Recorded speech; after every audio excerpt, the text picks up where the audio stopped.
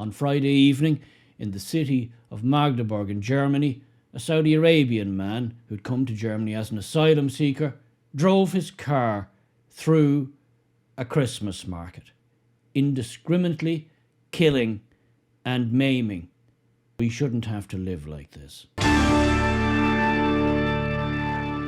This is becoming an all too regular occurrence. Another Christmas market massacre. Attacker drove his car at high speed, indiscriminately mowing down men, women and children. As of the time of recording, 5 people are dead, including a young child. The attacker was a 50-year-old Saudi Arabian man, Talib al-Abdulmohsen. He came to Germany in 2006 as an asylum seeker, and he was granted asylum on various pretexts by the German authorities, despite the Saudi Arabian government seeking his extradition, claiming that he was wanted for criminal activities in Saudi Arabia. The Germans refused, for their own reasons, to extradite him, instead granted him asylum in Germany. He has portrayed himself over the years as various things. Now, I'm sure I don't need to tell any of you watching this that the asylum seeking thing is a whole racket in and of itself. And we all know it's a racket from our end, and the people coming, they know it's a racket too.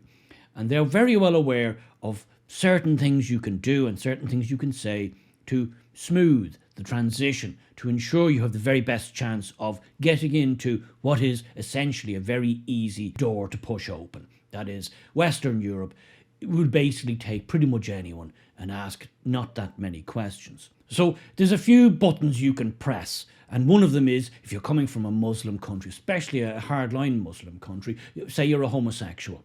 That's always a good one. Can't be disproved. How can you prove or disprove it? My mind is immediately reminded of a 22-year-old who claimed asylum because of homophobic persecution in his native Nigeria. He was then jailed not long after for raping a woman in Waterford. Another surefire way to garner immense sympathy from the weak Western people involved in the decision-making process is to say you're an apostate. You've left the religion of Islam. You're no longer a Muslim. Now, everybody who knows anything about Islam knows that apostasy is not only frowned upon, it's punishable by death. Really, it says it in the Quran. That's what Muhammad espoused. Again, it can't be proved.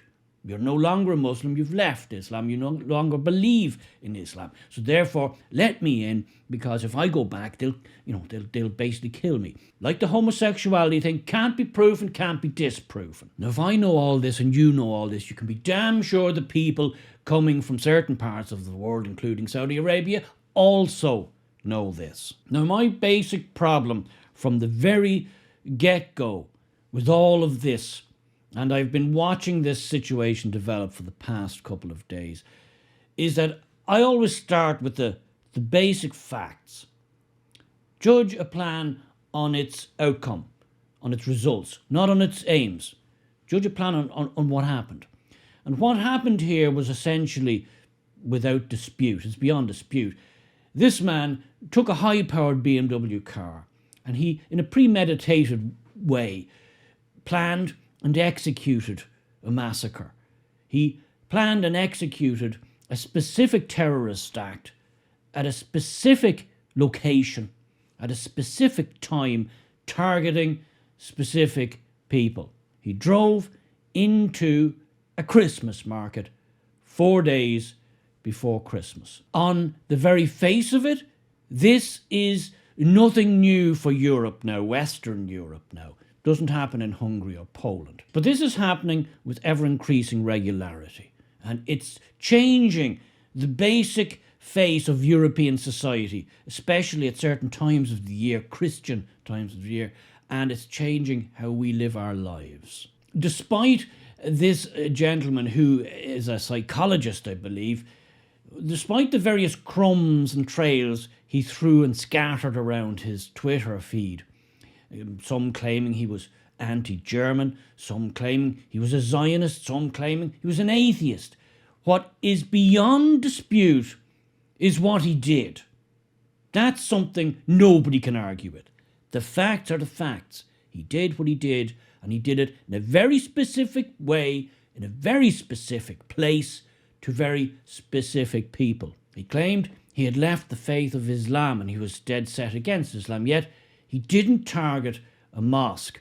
He claimed he was very anti-Saudi Arabia, the Saudi Arabian regime and what they were doing, yet he didn't target the Saudi embassy or any of their assets in Germany. He claimed he was an atheist, and if he was so deranged and wanted to commit mass murder and massacre, he could have taken his BMW and gone into any crowded shopping street in any major city or town of Germany on any busy day, and he could have done exactly the same, but he didn't. He also made various claims that he was an avid supporter and follower of the German political party, the AfD, Alternative for Deutschland. Yet he chose to commit this atrocity in a premeditated way by attacking the very place where you're most likely to find AfD supporters.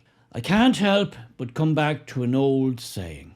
If it looks like a duck, it quacks like a duck, and it waddles like a duck, it's probably a duck. Forget the smoke and mirrors, forget the gas lighting. Look at the facts. In my opinion, this was exactly as it says on the tin. This was a terrorist jihadi attack on the West, on our very way of life. This man was undoubtedly a psychopath. This man was undoubtedly deranged. This man was a monster. But I'll tell you what he wasn't. Stupid. He knew how to play the system. He knew how to play the Germans and the German authorities like a Stradivarius. He knew, I'm sure, if he threw a load of crumbs in all different directions, the authorities, in their desperation, because he knows German media, he lived there for long enough, he knows how it works. He knew they would latch on to everything and anything to say it's not what it is. To say it's nothing to do with Islam. It's nothing to do with jihad. Look, he was a Zionist. Look, he was an atheist. Look, he was an apostate. Look, everything but what it actually looks like. Am I the only one who sees this? It looks exactly like what it was. His people all know what it was. The German authorities and the Western media, mainstream media, are desperate to pretend that it wasn't. Well, I'm not playing that game. Just think about it for a split second. If this man was capable, as we know he was, of bamboozling and fooling the German immigration services, the German government, the German police, and also capable, as we know he was, of committing a heinous massacre on innocent civilians, do you think for 1 second he wasn't capable of throwing out all kinds of erroneous lies and fabrications purposely to give the authorities and the mainstream media all kinds of little lifelines to say it wasn't what it was? Just think about it. And whilst you're mulling that over, let me also introduce you to the Islamic concept of taqiyya. Taqiyya is a concept in Islam which permits a believer, a true believer, to misrepresent themselves, to lie to infidels, that's me and possibly you, if it furthers the cause of Islam. According to Wikipedia, taqiyya is regarded as the action of maintaining secrecy or mystifying one's beliefs, hiding one's beliefs in non-Muslim nations. So you see, it is perfectly permissible in Islam, if you are a true believer, an avid, devoted believer, to totally misrepresent yourself, to pretend that you're not, if it furthers the cause of Islam. Here's the French take on it after the despicable jihadi attack in Toulouse. France 24 says, taqiyya, or the terrorist art of deception. A year after the Toulouse attacks by Mohamed Merah, French counter-terrorism experts are monitoring the practice of taqiyya, or deceiving society by concealing one's faith and its uses in jihadist circles. Curiouser and curiouser in all the worst ways. So what do you think of this whole situation, this whole narrative? Do you think, well, This guy was just an unhinged lunatic. Could have happened anywhere, could have happened any time. He just blew a fuse, went berserk. Or do you believe, as I do, that no, there's more at play here? This is copy and paste jihadist terrorism. It is what it looks like. It is exactly what it says on the tin. There's nothing new in what this monster has done last Friday. This is a playbook. It's a specific playbook by specific people who have a specific aim. Their aim is to destabilize. Their aim is to destroy. They not only dislike us, they actively hate us. They despise us.